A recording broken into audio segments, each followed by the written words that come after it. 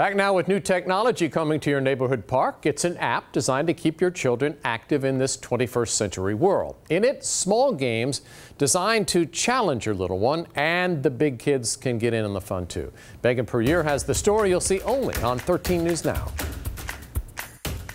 Once the app is installed, you scan your phone against one of these augmented reality markers so that you can unlock new games.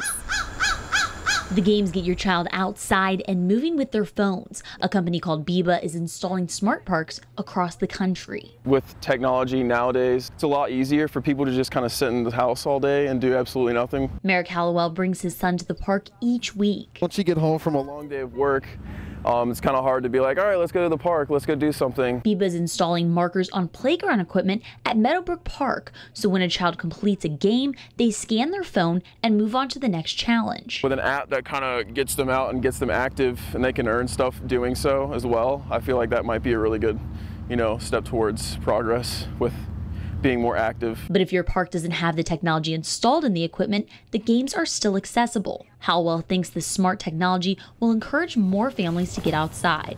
Yay! They see, parents and stuff with smartphones and computers and all that, so they want to be a part of it. Games range from races to scavenger hunts to playground challenges. Hallowell says it's something he's going to try with his son, who's just 2. Now that technology's what it is today.